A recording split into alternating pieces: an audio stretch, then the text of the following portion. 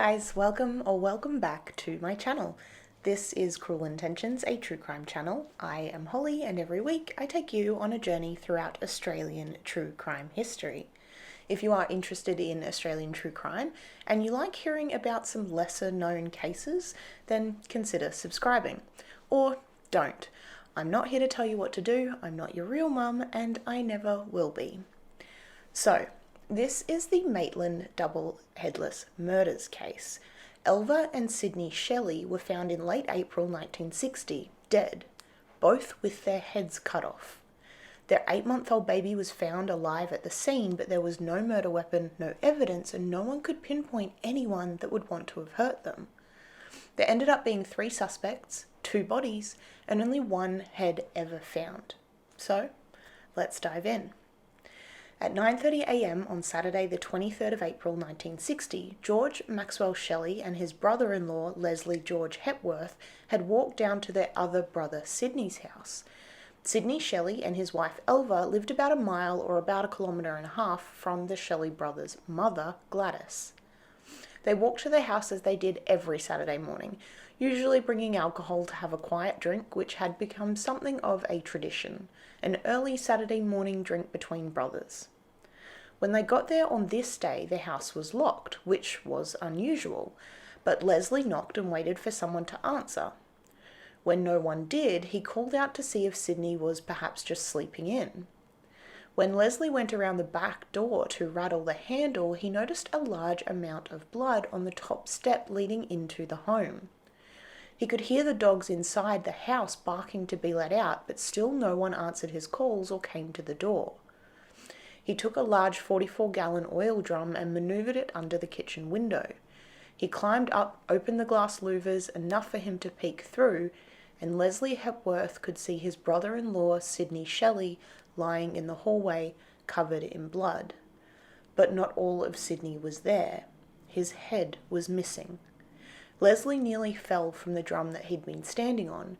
He could not bring himself to break in and go inside the home. He'd been too shocked by what he had seen. He and Sidney's brother George ran the mile back to Gladys Shelley's house, screaming the entire way that something terrible had happened.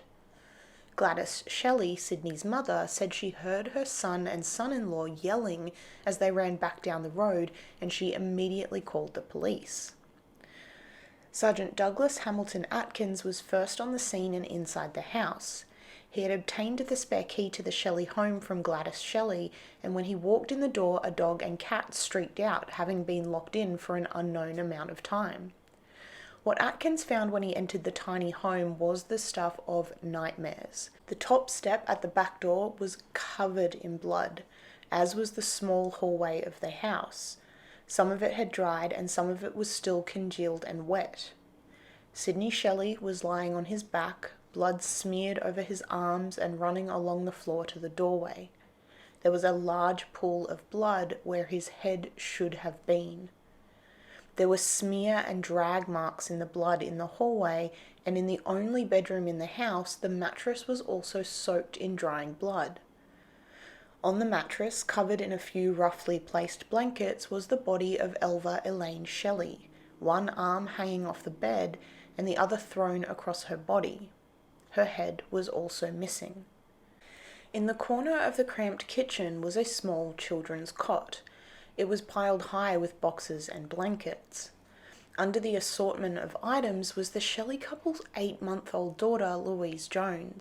She was alive, thankfully, but had swelling around her left ear and was heavily perspiring.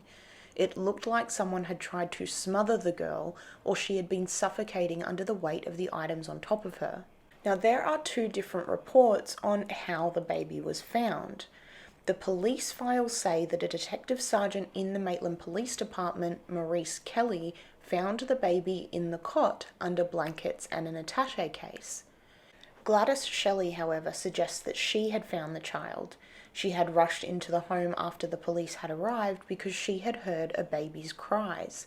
She had gone straight to the cot and had to remove boxes, clothing and blankets before she found her granddaughter dripping with sweat and struggling to breathe. Either way, 8-month-old Louise Jones Shelley was taken from the home and sent directly to the Maitland Hospital for treatment. Gladys was sent with her to identify the bodies of her son and daughter-in-law. She detailed an injury that Sidney had got in a motorcycle accident some years before. He had a distinct V-shaped scar behind his right knee, which was used to identify him. She also identified the body of Elva Shelley by giving information about certain freckles and moles that she had. She also told police that Elva was 3 or 4 months pregnant. The local Maitland officers were joined by the Newcastle CIB Detective Sergeant Pat Cahill and Sydney CIB Homicide Squad Detective Sergeant John Bateman, known as Jack to his friends. The coroner, Victor Jenkins, and medical officer, Dr. Cecil Colvin, confirmed that the murder of the Shelleys had occurred between 1 and 4 a.m. that morning, and that both Sidney and Elva's heads had been cut off with a very sharp knife, or axe.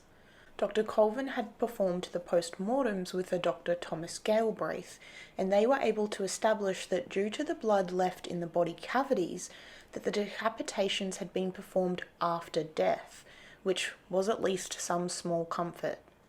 Sidney Shelley's head was cut almost clean through at the 4th cervical vertebrae, and Elva's head had been severed at the 7th. There was one unknown hair found under Elva's fingernail, and they did find that Elva was 4 months pregnant with their second child.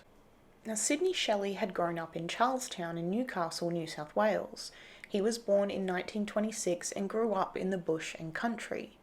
At the age of 16, his father got him an apprenticeship with a boiler-making firm called Henry Lane's, but he was fired when he took the blame for breaking a welding machine. His cousin Neville Whitaker had been the guilty party, but Shelley took the rap and got the sack. He'd had an argument with his father and had decided that he would set off working and living in the town of Tamworth. His good friend Jack Bunn went along, and at the age of 17, Shelley left home. They spent their time working for a wheat carter named Harry Hogno. They were taught how to sew full wheat bags and how to build fences. Harry's mother, Louise Mary Hogno, grew fond of Shelley and treated him like her own grandson. Eventually, Sidney and Elva Shelley would name their first daughter Louise after her. Shelley also took up work for George McLaughlin and his brother Arch McLaughlin. It was said that Shelley was a great worker, but he could get very silly when he'd had a few drinks, and he was easily led, sometimes into bad company. George McLaughlin's son, also named George, said that Shelley was up early and always worked till late. He made a reasonably good pay of £3 a week plus room and board, and he worked for McLaughlin Sr. until 1957. He was 31 and decided to take the money he'd earned and look for work in Maitland, and there he'd met Elva Elaine Dixon. He was her first boyfriend, and when she was 20, he asked her to be his wife. Sidney started working as a bricklayer for the East Maitland Primary School, and they moved into the small house owned by Elva's mother's boyfriend.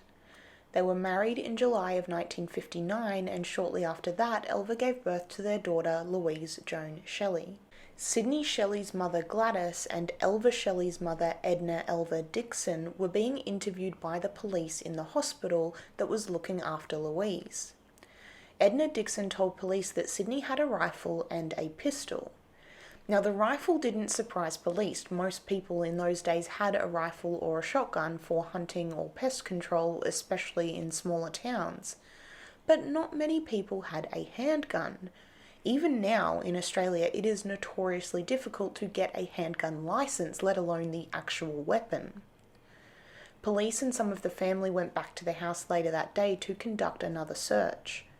The family was asked to point out anything that might be missing or not where it was supposed to be, or anything else that might look off. Gladys Shelley told police that there was a 38cm or 15-inch knife missing from the kitchen, but that nothing else seemed to be out of place. Detectives found no guns, no ammunition, and no money anywhere inside the house. George Shelley, who'd earned the nickname Gooey from his father, had walked to the back of the small house and picked up a .32 caliber cartridge case. He'd found it just outside the house leading down to the washing line. He'd handed it to police, and by the time they'd finished searching the next day as the sun was setting, they had found another 5 casings around the Shelleys' lawn. Detective Constable Arthur Percival had been supervising the search. He was from the Newcastle Scientific Unit, which is actually what the forensic unit was called at that time, and he'd been the one to examine the scene and take fingerprints from the bodies and photograph the extensive bloody horror of the house. Under Percival's direction, Detective Bateman cut 2 slabs from the hardwood post in the back of the property. It was a large wooden post that one end of the washing line would be tied to. The pieces that were cut from it contained 2 spent .32 caliber bullets, one lead-nosed and the other copper. Now this was important because lead-nosed bullets were completely flattened by the hardwood post, due to those bullets shedding weight when they hit. The copper-nosed bullet, however, was pristine, which meant there was a slight possibility that they may be able to match this bullet with a gun if they ever found one. Police found nothing else in their house that they thought might be able to help them, and they weren't even sure that a gun was involved, but at least it was something.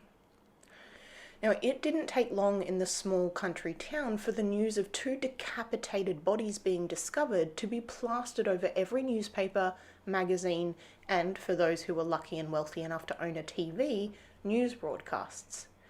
The residents of Maitland went into complete panic mode. Extra lights were being installed around homes, new locks were being fitted to front doors, and the entertainment industry, like picture theatres and nightlife, dropped off completely. Some members of the community were fascinated by the crime, and some even tried to get a glimpse of the small house that had been the scene of such gruesome murders. One of the sightseers ended up getting through the police tape and scratching the words "horror house" into the wall of the home. Different newspapers had different theories about what had happened. Some mentioned a machete, the others a razor-sharp axe. Some reports said there were tyre tracks found near the home, so the killer was likely to have left in a vehicle. The search then began for anyone who might have been near the Shelley home, anyone acting suspicious, or anyone known to have been carrying a large bag or sack in the early morning of the 23rd of April. The Maitland Police and the Sydney CIB extended the search as far north as Glen Innes, over 400 kilometres or 270 miles away from Maitland, and put the word out over the Victorian border to the Wodonga Police. They questioned dozens of men all over the Maitland and surrounding area. They picked up a number of people seen to be carrying bags or sacks that morning, but each was questioned and then let go. They had received a tip that Sidney Shelley's life was threatened about a year beforehand and looked into a suspicious man found in a hospital about 160 kilometres away from the Shelley home. They even visited local psychiatric wards to question men who had committed crimes of similar offensive natures, which just reminds me of Silence of the Lambs. But detectives had so far come up empty-handed. There were more than 150 officers taking part in the extensive search, and in the meantime, Sidney and Elva Shelley's families were being questioned. Gladys Shelley had already confirmed that her son Sidney owned a pistol, and it happened to be a .32 caliber automatic pistol, the same size as the bullets that had been removed from the washing line post behind the house. Gladys, though, also told the detectives that a friend of his named John or Jackie Vile Russell had borrowed it from him. She had learnt this through her son George. He had borrowed it the previous Monday, Easter Monday, the 18th of April. Edna Dixon, Elva's mother, confirmed that Elva had visited her on the 20th, 3 days before she was murdered. Elva had told her that Siddy, as he was known, had lent the gun to Jackie Russell. Mrs. Dixon had told Elva that Sidney must be looking for trouble if he'd lent it to Russell, who was known to police and had a penchant for criminal behaviour. Elva had told her that Sidney was thinking about giving the bullets to her to look after, but Edna Dixon had firmly denied the request, not wanting to get involved. So, as I said, Jackie Russell was known to police. In 1941, as a young boy, he'd been convicted of cattle stealing and was given a good behaviour bond. In 43, he'd committed larceny and had received a 1-year jail term, and in 51, he was sentenced to 14 years for assault and robbery, but served a reduced 5-year sentence on appeal. The police tracked Jackie Russell down fairly quickly. He lived about a kilometre away from the Shelley's house, and he had visited George Shelley earlier that day to extend his condolences. That's when he had told George that he had borrowed Sidney Shelley's gun. Newcastle CIB boss Pat Cahill was charged with interviewing him. Cahill wanted information about the gun and the 32 cartridges found near the back door of the Shelley house. When Pat Cahill asked Russell about the bullets, Russell replied with, "Don't waste your time with those cartridges, they had nothing to do with the murder." When he was asked how he knew that, Russell went quiet, telling detectives that he wouldn't say any more. Cahill asked him why, and Russell said that he didn't want to be judged by the officers and didn't want to get into any trouble. After confirming that he wouldn't be in trouble compared with the person that had murdered the Shelleys and that they needed the information, they had 2 headless bodies and 2 brutal murders after all, Jackie Russell asked Pat Cahill if he knew a man by the name of O'Connor. At that stage, Cahill drew a blank. He did not know that man. Russell told him that he and this O'Connor were trying to borrow Sidney's gun for an armed robbery that they were planning. A few days before Christmas the previous year, Russell had asked George Shelley if he'd owned a gun. George had not, but said that his brother Sidney had been given a handgun by their aunt.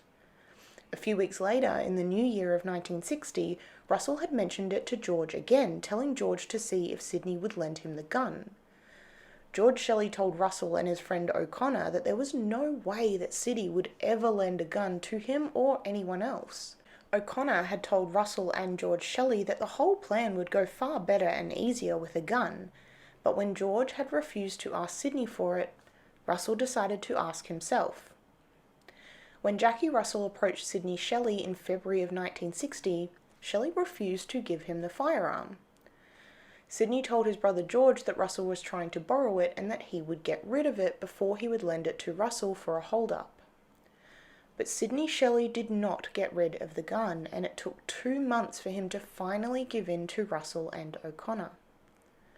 On Easter Monday, the 18th of April, Russell and O'Connor were driving in O'Connor's vehicle heading home from work when they spotted Shelley.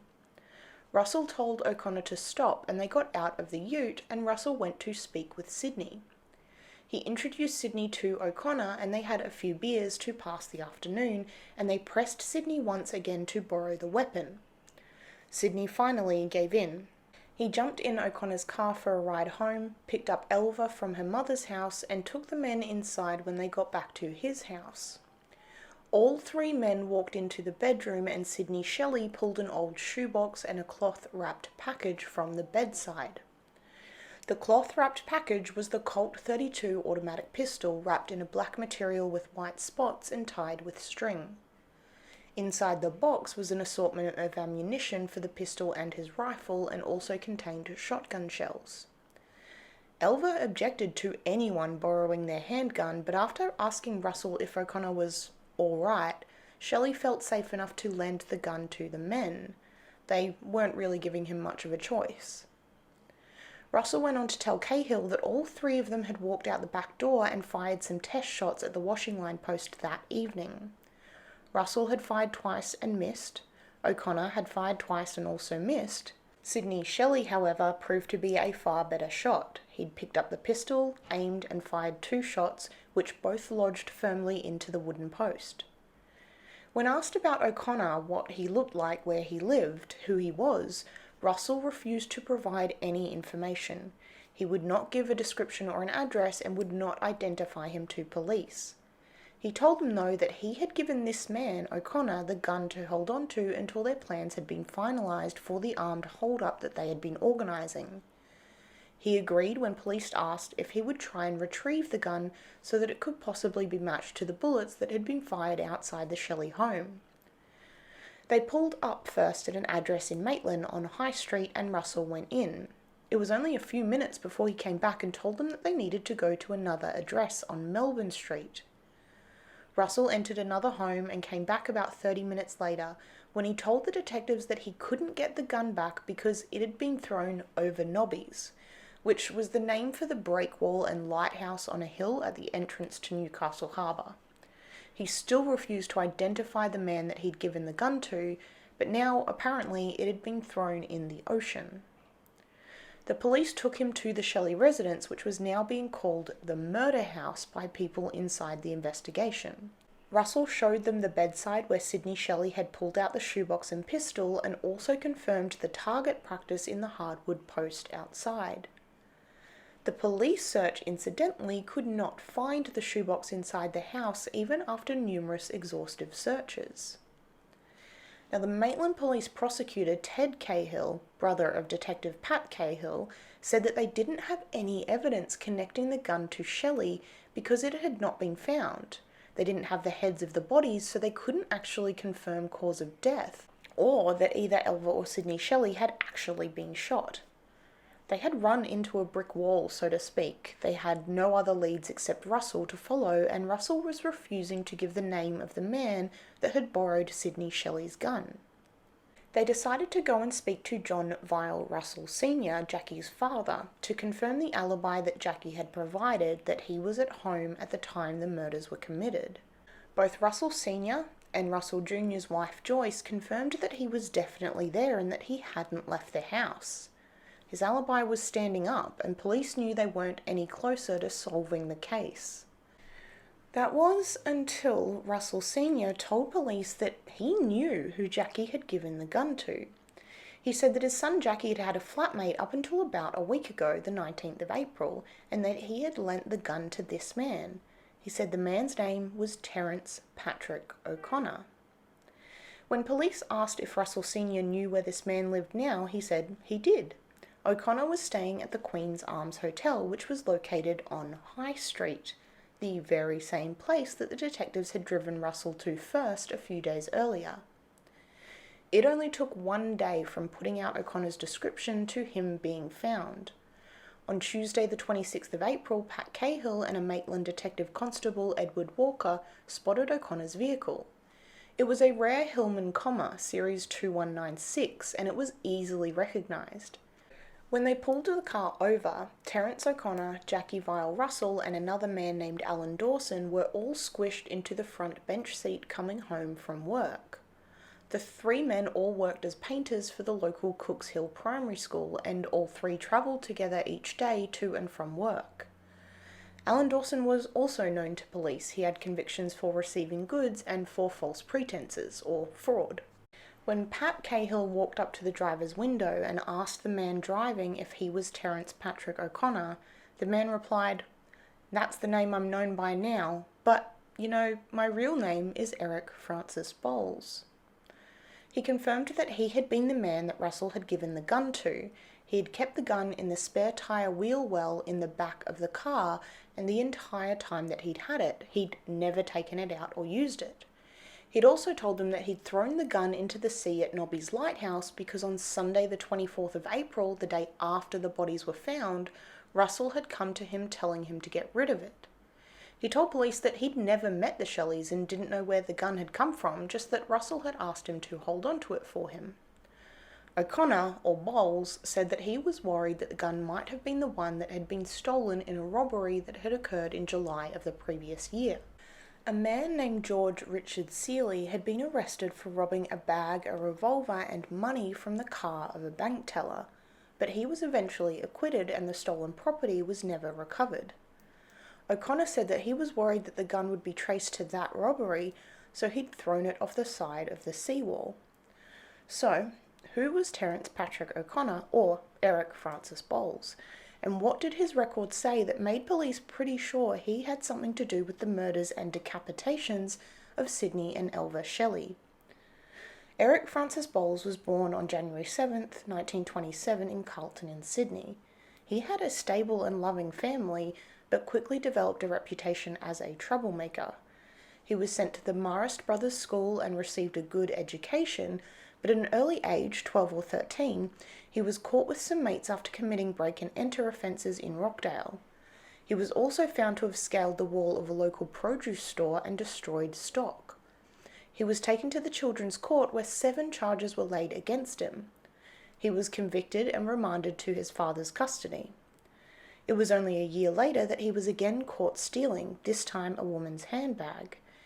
Instead of fronting court again, he stole as much money from his mother as he could and ran away to live with his aunt in Newcastle. After only a couple of weeks, he decided to move on to Queensland.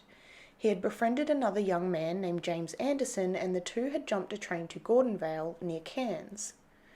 He and Anderson parted ways, and Bowles spent his time breaking in and stealing from shops and houses. He was caught again after breaking open a train's ticket window in broad daylight and stealing the £7 and change from it. He spent 14 days in jail and then was let out, only to travel to Cairns and break into a house and steal over £51 worth of jewellery and money, which today would be around $600.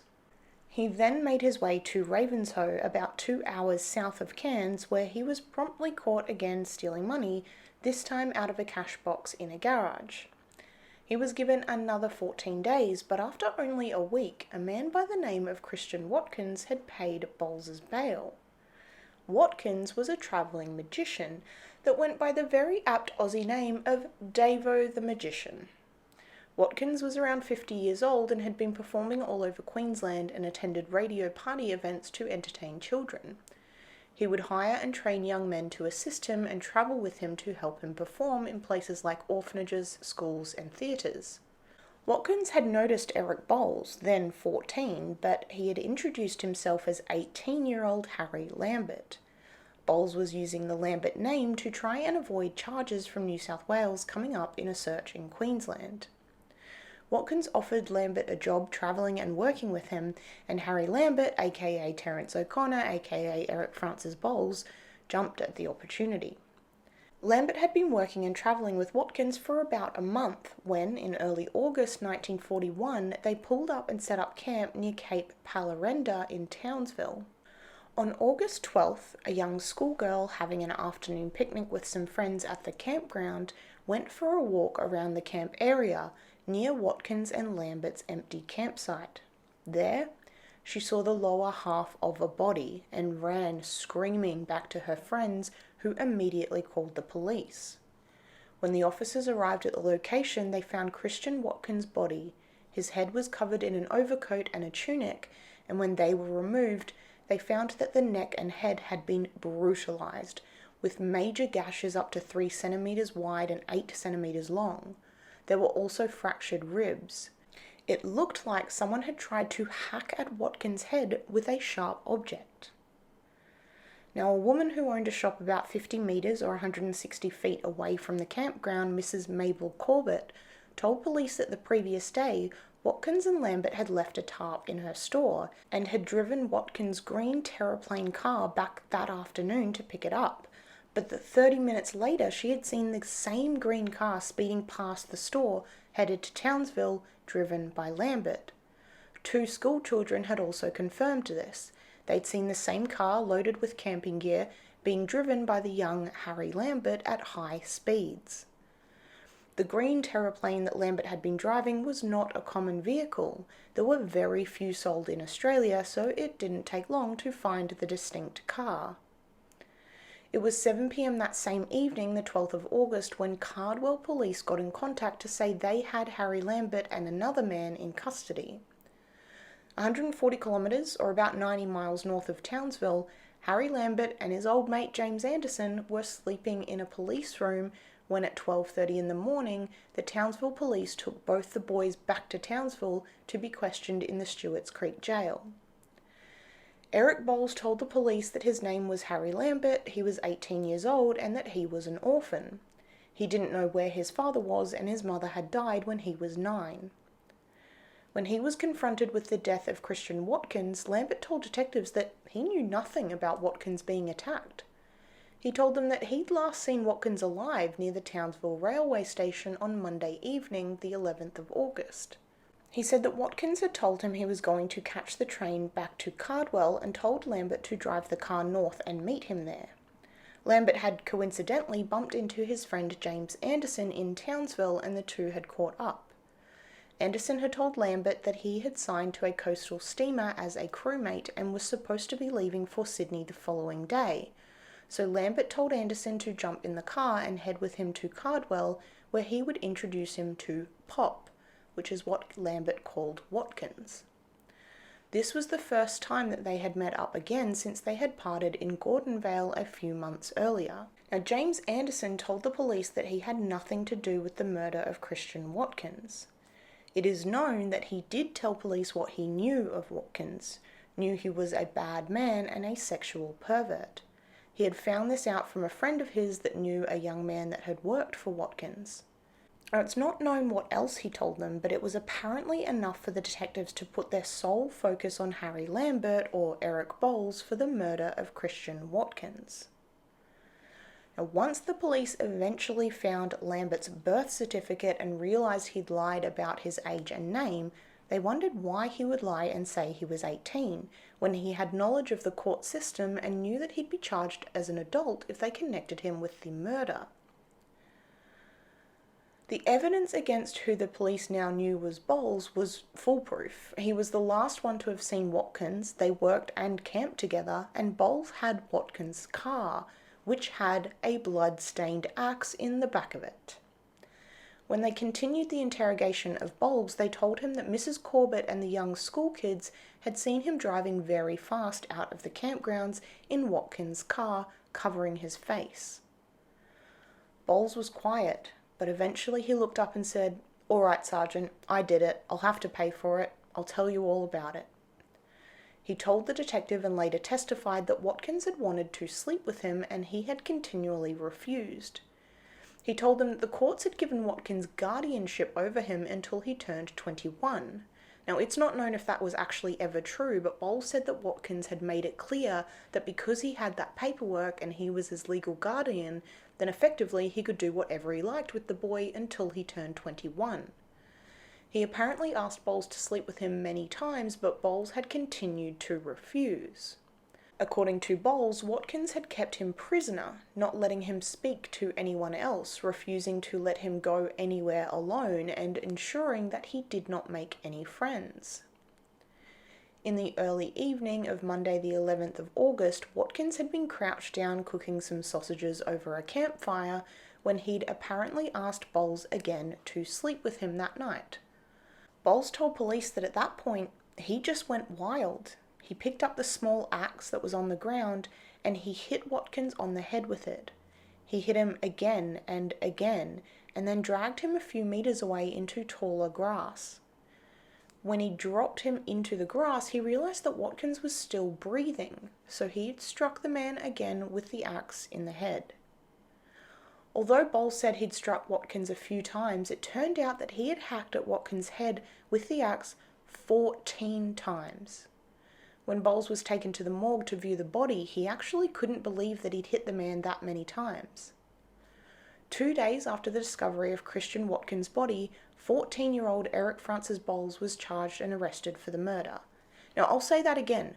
14-year-old Bowles was charged with murder. At his arraignment, Bowles admitted that Anderson had no part in and no knowledge of the crime. Now, James Anderson actually gave evidence that he'd known of Watkins and knew he was a pervert, and he said that Bowles was a decent lad, and that he himself did not think it was right that Bowles should remain in Watkins' company.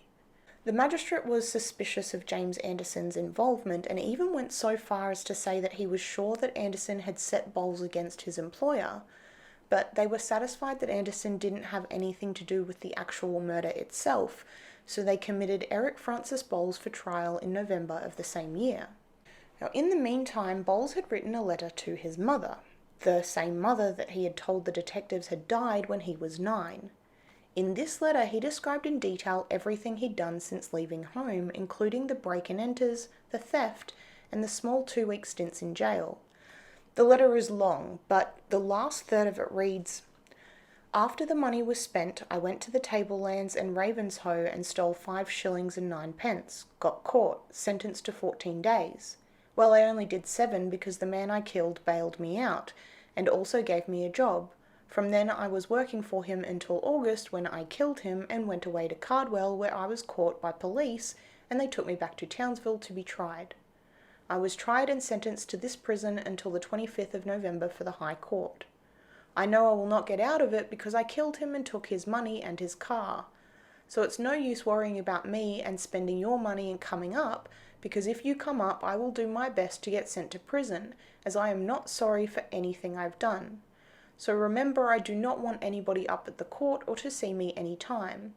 Well, I must close now with best of luck from Eric or Harry Lambert, with a charming PS that reads, "All the money I stole from you I spent on beer, smokes and lollies as I smoke and drink now."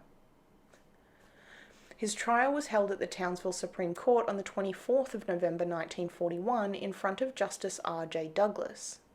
It took the jury 2.5 hours to come back with a verdict, and it was guilty, but guilty of manslaughter. Justice Douglas made a statement to the court after the verdict was given. He said, "In its verdict, the jury evidently considered that there was some provocation.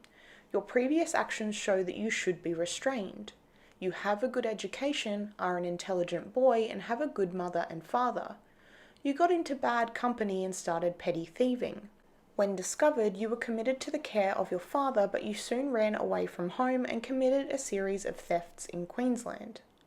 Nevertheless, it is quite possible and quite likely that you can yet become a good citizen, but you must be shown that you have to obey the laws." Now, this was followed by his sentencing for the crime of manslaughter. Bowles effectively got a slap on the wrist. He was handed over to the Home Affairs Department to be sent to reform school until he turned 18. 3.5 years later, as 1944 was coming to an end, Bowles walked out of his reform school. Less than 2 weeks from turning 18, Bowles was free and decided he wanted to head south. He started making his way down the east coast, committing a number of break-and-enters, thefts and robberies along the way. In July of 1945, he was charged with break-and-enter and stealing a rifle, among other things. In February of 1946, he was picked up on fraud by cashing another man's salary check. In July of the same year, he was finally picked up on 2 counts of grand theft auto, and because he had racked up so many other charges, he was given 2.5 years jail. Which Bowles said was totally fine, because he'd made about £100 from the theft charge, which he'd spent, and that was about 3 years' wages, so really he wouldn't be any further behind the average working man by spending a couple of years in jail. At least he's looking on the bright side. In 1951, he broke into a house in Newcastle and had stolen a wedding ring and other valuables. The magistrate told him that he had a shocking record, and if he were to come before the court again, he would be declared a habitual criminal. I mean, I'm not 100% sure what markers you have to meet to be declared a habitual criminal, but I'm pretty sure he was already there. He was sentenced to 3 years. In fact, the Sydney CIB's record for Eric Bowles was said to have an entry describing him as an active and incorrigible criminal, arsonist, car and bicycle thief, home and shopbreaker, and murderer. In the mid-50s, in a suburb of Newcastle called Hamilton, he broke into the home of Maxwell L. and started ransacking their house when Mr. L. and his wife returned home. Bowles attacked the couple with a tire iron, hitting Mrs. L. in the head before fleeing. He was picked up and charged with assault and was given a 6-year jail term. He, of course, and as they always are, was a very well-behaved little prisoner, and was released early in November of 1959, only 5 months before the murders of Sidney and Elva Shelley. Someone was waiting outside the jail to pick Bowles up, and it was none other than Jackie Russell. They had met when they were very young, but had stayed friends and had known each other almost 20 years by that stage. On the 27th of April 1960, 4 days after the Shelley murders, Eric Bowles, now using the name Terence O'Connor, took police to the breakwater past the Nobby's lighthouse and showed them where he said he'd thrown the gun, wrapped in its black and white cloth.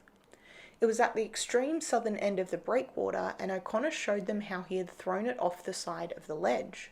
The following day, Thursday the 28th of April, Elva and Sidney Shelley's headless bodies were laid to rest in the Sandgate Cemetery. It seemed appropriate to the families that the loving husband and wife should share their grave, and so Elva and Sidney were buried together. The service was held at St. Joseph's Catholic Church at 3 p.m, and over 250 people attended, including Pat Cahill and Maitland Detective Sergeant Kelly, who carefully watched all attendees entering and leaving. The local paper, the Maitland Mercury, was also in attendance, and when asked for any developments in the case, Kelly replied that they were still following certain lines of inquiry, interviewing people, and pursuing all possible leads.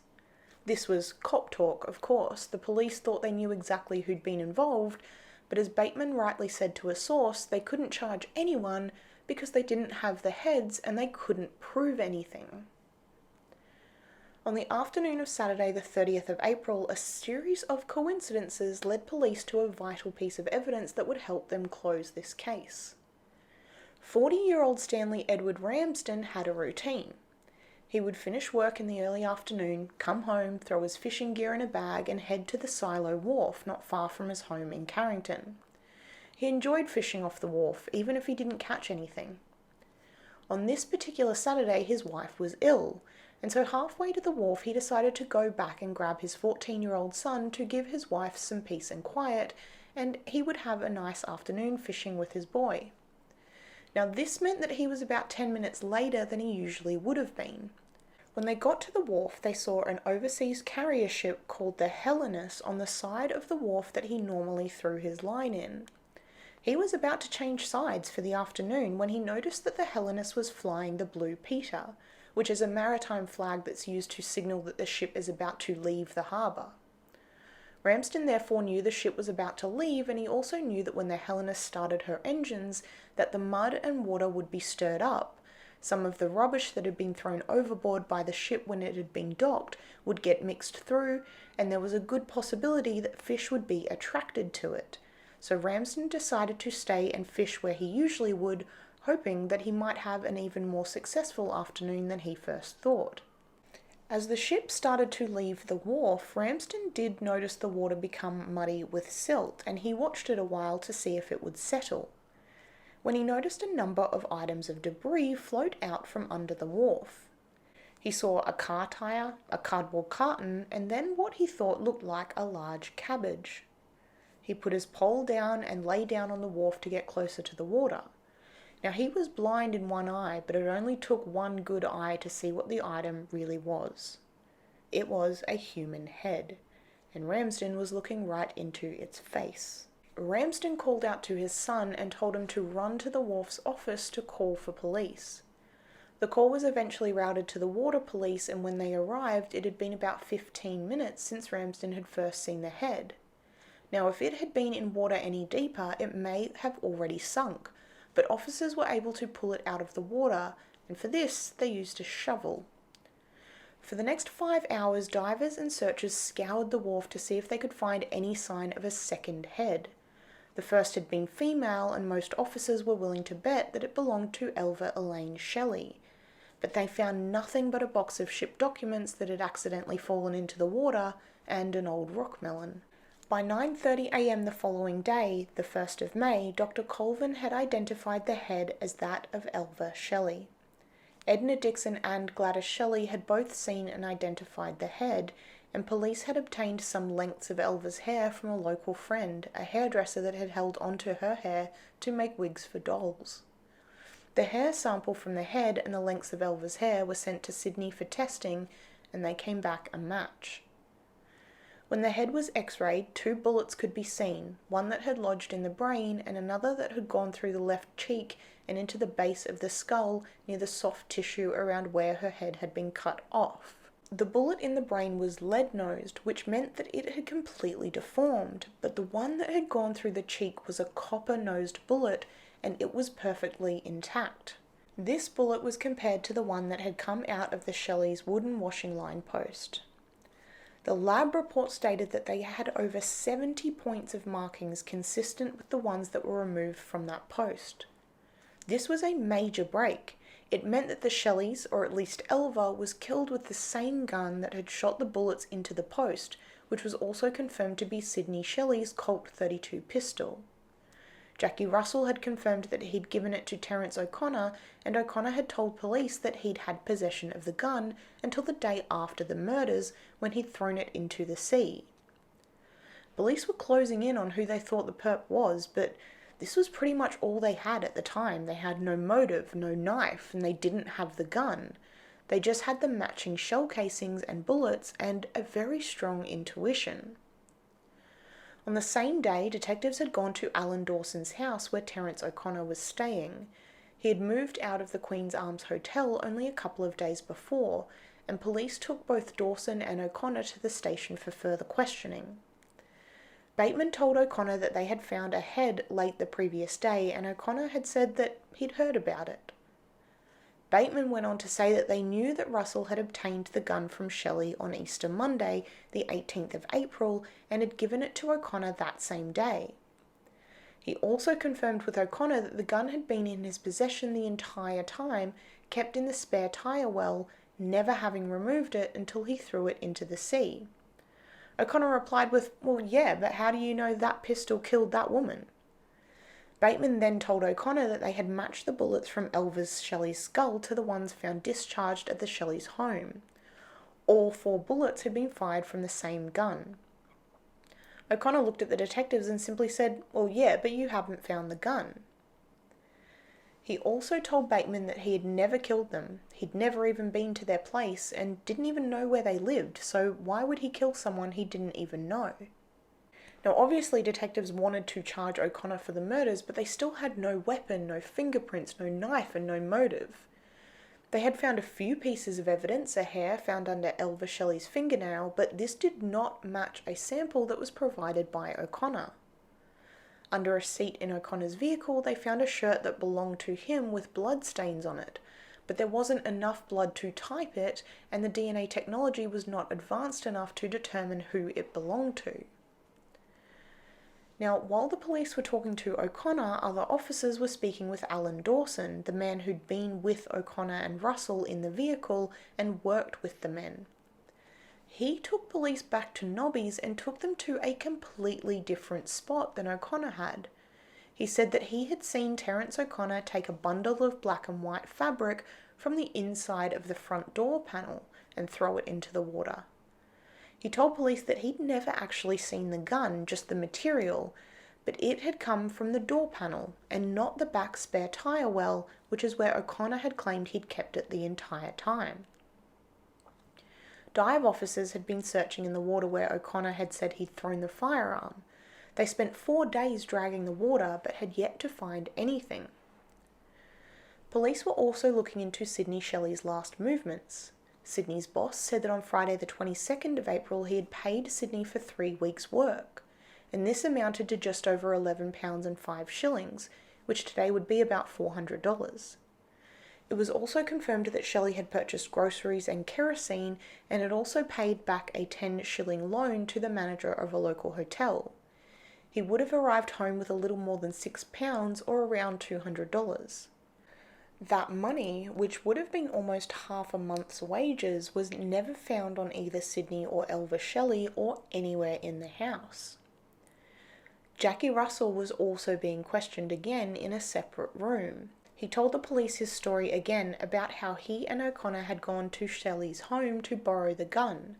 So police went back to Connor and confronted him with the fact that they knew he'd been at the Shelley home on that day, and that he did know Sidney and Elva Shelley, despite claiming he'd never met them, didn't know where they lived, and wasn't there.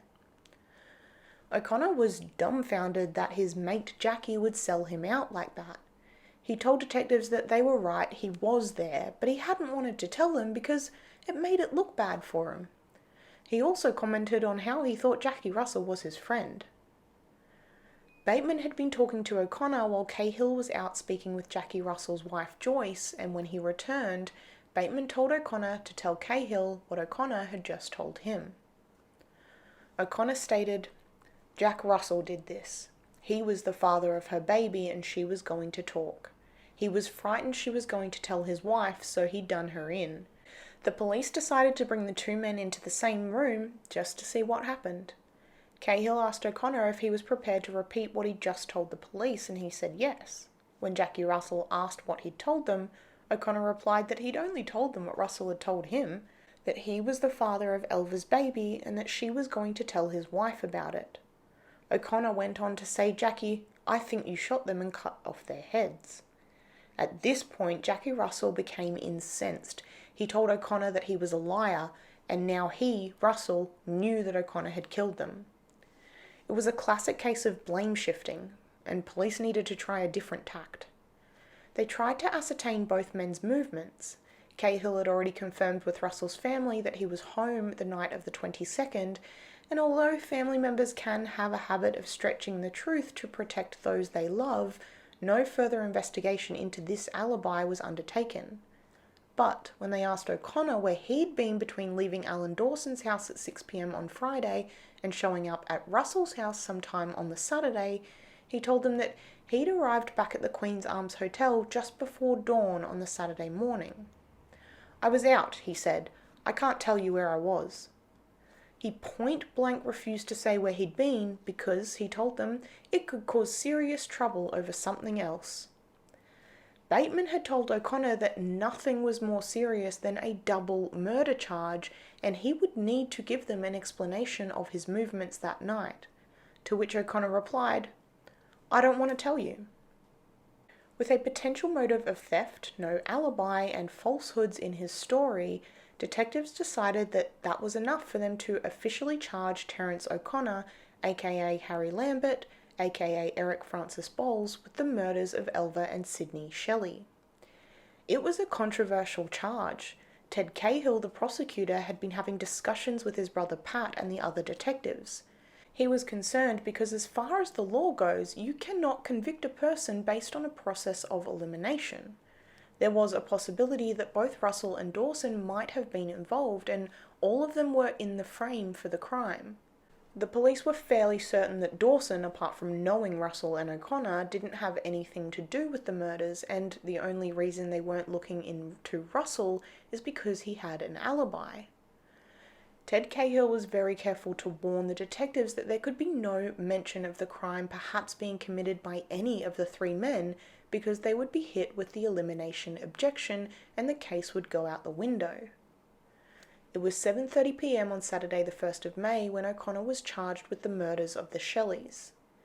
He was kept at the police station and only had one request, that a friend of his, Teresa Stevenson, was sent to visit with him.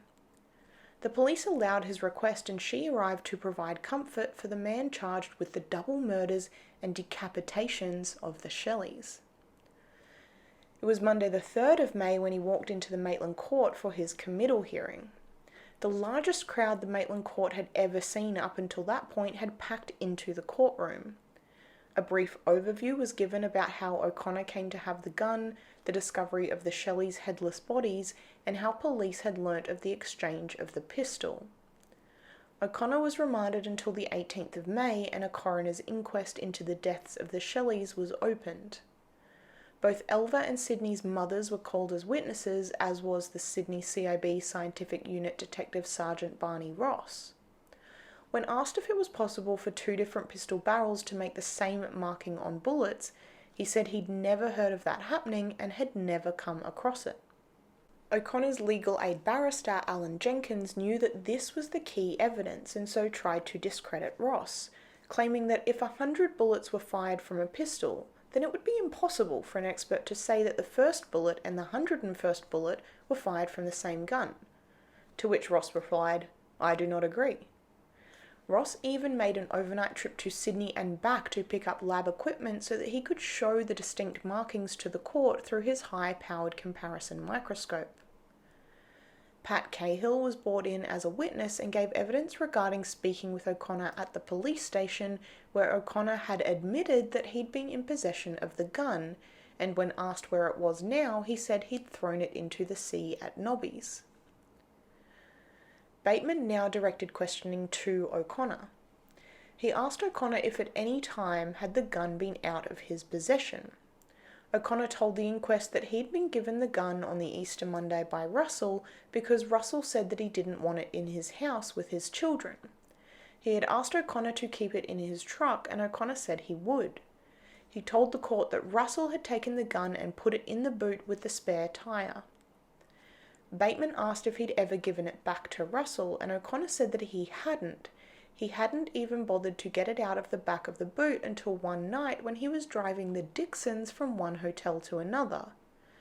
Why he decided to retrieve the weapon at this point was unknown, but it contradicted the interviews that O'Connor had had so far, as he'd always been adamant that he had never removed the gun until he had disposed of it.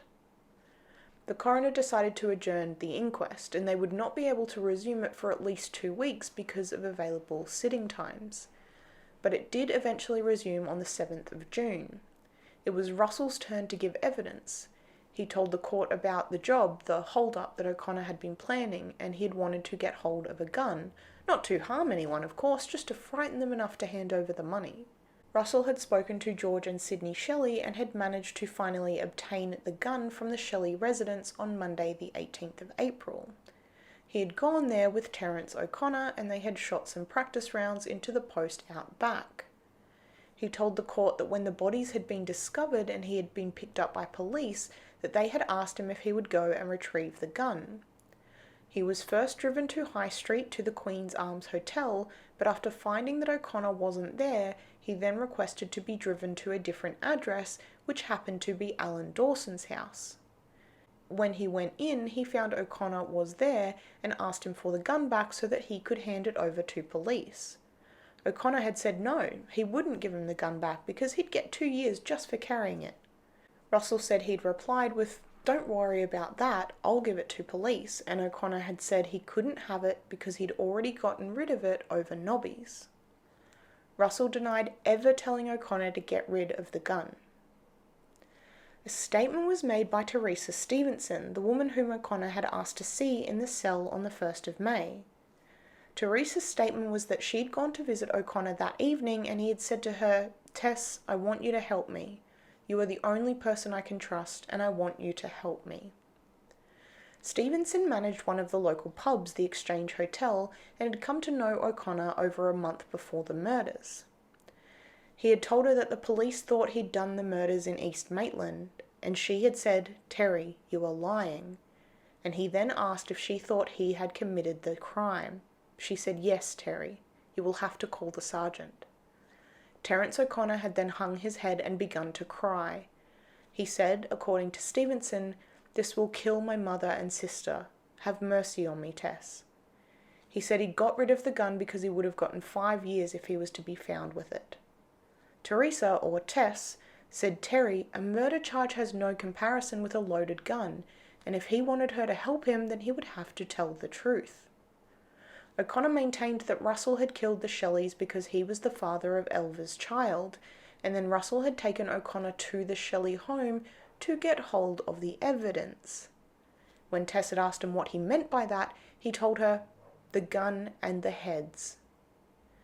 When she went to leave, she kissed him goodbye and told him to tell the truth. She also stated that on the Saturday that the bodies had been found at about 7:30 p.m, O'Connor and Dawson had been at the Exchange Hotel and seemed far quieter than usual. It was about after 3 beers that the two men and Tess began talking about the murders. O'Connor had said that he thought there was probably more than one person involved, and when Tess asked why, he'd said, well, there would be one to help take the heads away. She told him that what worried her the most was thinking about whether they were shot first or decapitated first. And O'Connor had responded without skipping a beat that they definitely would have been shot first.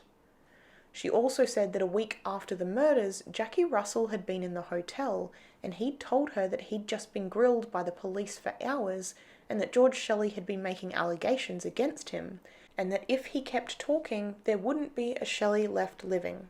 He said he had a gun, and when she asked him why he hadn't given the gun to police, he said that if they found the Shelleys' heads, they would just shoot the heads with his gun so they could pin the murder on him. This was testimony that the police had never heard before, but police had not brought Russell back in for questioning until the 1st of May, so there was contention about whether this incident actually happened the way Tess Stevenson remembered. The police then brought in a Mrs. Dulcie Evelyn Twaddle, what a name, who told the court that she had known O'Connor for about 5 weeks prior to the murders. On Tuesday following Easter Monday, she had told the inquest O'Connor had driven her, Russell and Russell's wife to the Russell home. On the way there, she had put her foot on something on the floor.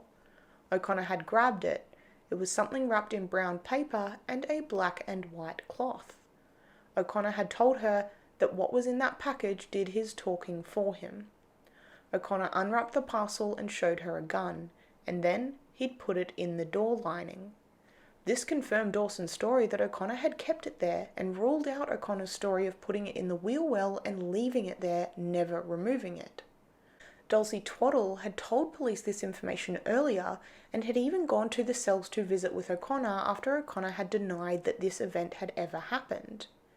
When she got there, he said to her, "You didn't ride in my truck, Dulcie. You didn't see any gun, Dulcie." But she was not having it from the smooth-talking habitual criminal.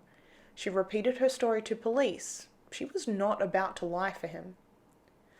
The inquest had been resumed for 4 days when finally, on the 10th of June at 2:15 p.m, the coroner committed Terence Patrick O'Connor for trial. O'Connor's counsel, Alan Jenkins, said that his client should be allowed bail. He said that all 3 men, O'Connor, Dawson and Russell, could be equally suspected for the murders. The police still had no motive, no gun, and he'd been left with an overwhelming feeling that the wrong man was charged. The coroner thought on this for a moment, but then decided to refuse bail, and O'Connor was remanded to the Maitland jail. O'Connor's trial started on the 22nd of August in front of a jury of 12 men. O'Connor entered a not guilty plea.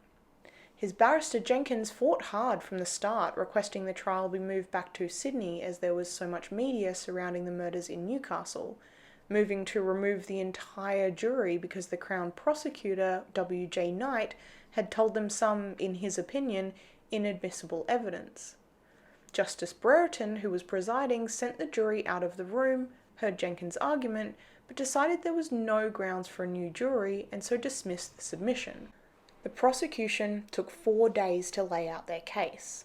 Sidney and Elva Shelley had been in their home, and from the physical evidence at the scene, Sidney had answered the door in the early hours of the Saturday morning, dressed in a blue singlet and pyjama pants. Now, because his head had not been found, it was impossible for police to confirm his cause of death, but due to the bullets found in Elva Shelley's skull, it was assumed that he was shot there on the doorstep. His head was cut from his body on the top step of the back door, and then he was dragged back inside.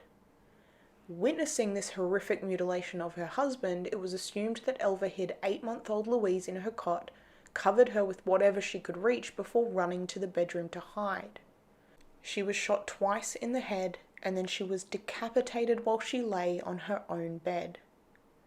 Whether Louise had sensed trouble and had stayed quiet, or whether her cries could not be heard over the mass of blankets and boxes covering her is unknown, but she miraculously survived. It's like the most gruesome, darkest version of Harry Potter you could imagine. Terence O'Connor had already confirmed that he had possession of the gun that had been used to shoot the Shelleys. He also refused to tell police where he'd been the night of the 22nd and morning of the 23rd of April, and he'd begun writing letters while in Maitland jail awaiting his trial. One in particular to a woman who lived in Newcastle whom he'd known over the years, a Miss Louisa Ellish, which stated that he would be able to get witnesses to prove where he was until 10 p.m. on the 22nd, but then he'd travel to Newcastle to a burger shop that his sister-in-law worked at, but she wasn't there. He said he'd arrived there at about 11:15 that night, and he'd waited for hours to see if the shift changed, and she had turned up.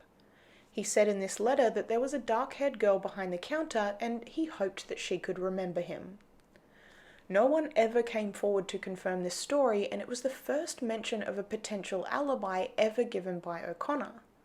Now, what possible trouble could this late-night burger joint trip have caused? As O'Connor had stated in his police interview, he had refused to give an alibi because it would cause major trouble for him in another matter.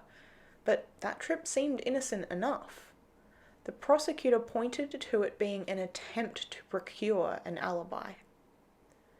Teresa Stevenson testified that when she had gone to see her friend Terry in the jail, he had told her that he didn't know where Russell was taking him until they got to the Shelleys' house early in the morning of the 23rd, and that he told her he was the one that got rid of the evidence, the gun, and the heads. Barney Ross's testimony was by far the most powerful, showing the jury photographs taken through the comparison microscope. He'd laid one of the photos over the other to show the jury and the court the exact matching of markings along the bullets. It left no doubt that this gun had been the one to kill the Shelleys, and the question remained, who had it at the time? Because whoever it was surely killed and then removed the heads of a loving husband and wife and parents to a small child. Sidney Shelley's mother testified that she had met both Russell and O'Connor previously, and they had spoken once about the extensions to the small cottage that Sidney and Elva had been in the middle of when they were murdered. They had asked her how Sidney was paying for the renovations, and she had told them that Sidney had worked hard and saved enough to do the job. When O'Connor had commented that Sidney Shelley must have a lot of money in the bank, Gladys Shelley said, "Oh no, Sidney didn't believe in banks." She said out of the witness stand and privately to police that she believes O'Connor went to the home to see if he could find the stash of money that Sidney Shelley kept in his house, and when he couldn't find it, he killed both Sidney and Elva. John Jackie Vile Russell testified that he had obtained the gun from Sidney Shelley on Monday the 18th of April, and that he, Shelley and O'Connor shot the firearm at the wooden post, at which point he gave the gun to O'Connor and he never saw it again. He denied having anything to do with the murders of Sidney and Elva Shelley, and he also testified that he never told O'Connor to get rid of the gun they had borrowed from Sidney. On Friday the 26th of August, O'Connor's counsel put him on the stand, but only allowed him to make an unsworn statement, which meant that the prosecution could not cross-examine and it's not given under oath. It is only done to give the accused's version of events, and a jury really can't put as much value on it because, well, it's not considered perjury if he lies. It also prevented the prosecution from bringing up his criminal past, including another murder where he had violently tried to hack the head off of another man.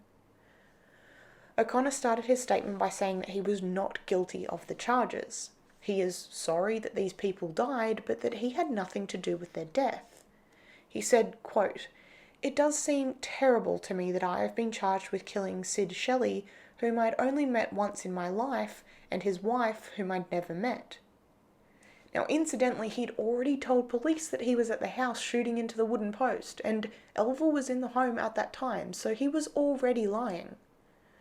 He went on to say that Jackie Russell had introduced him to Shelley on that Easter Monday, and Russell had asked him to keep the gun in his truck because he didn't want it around his children. He told the court that his statements and interviews with police had been all twisted up. He claimed that Detective Sergeant Cahill had done his best to make him a liar.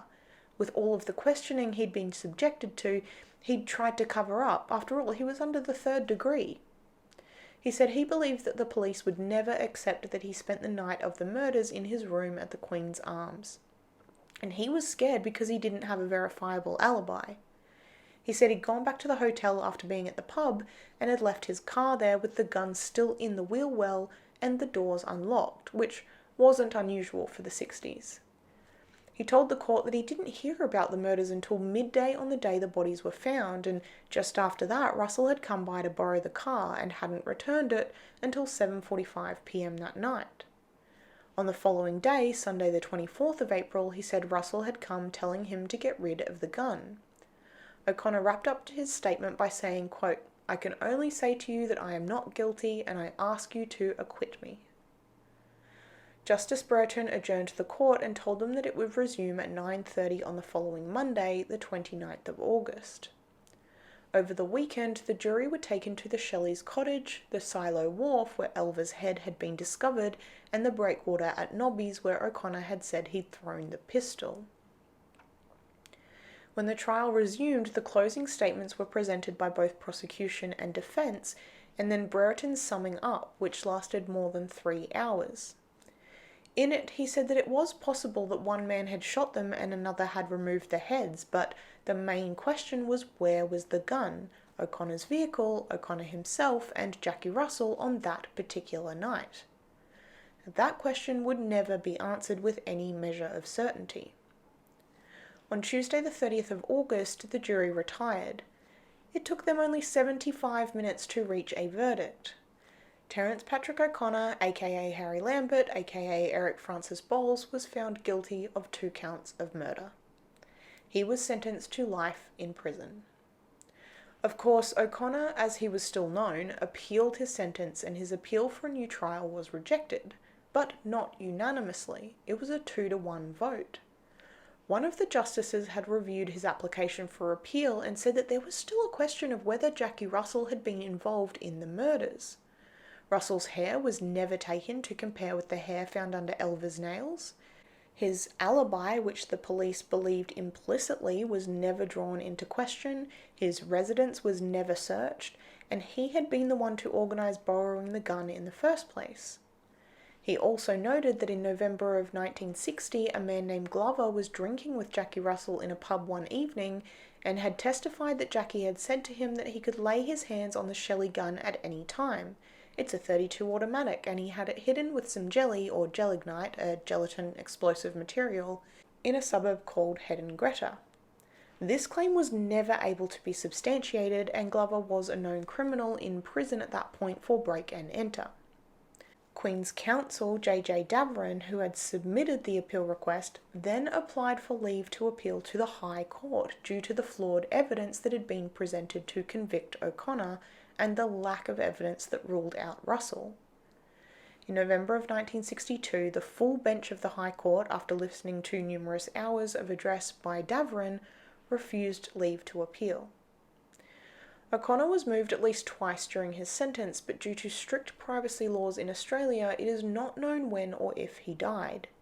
He is assumed to be dead, and there are death records for both an Eric Francis Bowles and a Terence Patrick O'Connor, which both have similar birth dates to this O'Connor, but has no further identifying information. If he is still alive today, he'd be 94 years old. Now, I was really torn about this case when I first started looking into it. I think that O'Connor definitely has a large part in the murders, but I also don't think they had enough evidence to completely rule Russell out. Now, if a jury believes there is even the smallest possibility that it could have been committed by someone else, then they are bound by law to acquit. Russell, on one hand, was never as violent an offender as O'Connor was, and O'Connor had spent 19 of his 33 years in prison even before the bodies of Elva and Sidney were found, and he'd committed a gruesome, brutal murder before. But did the prosecution prove that O'Connor had committed these murders alone, beyond a reasonable doubt? I don't know. I guess, as the saying goes, it's not about what you know, it's about what you can prove in court. As a side note to this case, both Edna Dixon and Gladys Shelley fought for custody of Louise, but for some reason the court felt that the child should not remain with her family but should be given to the Salvation Army to be adopted. Louise Shelley was given a new name and identity, moved out of Maitland, and the family spent over 30 years looking for her.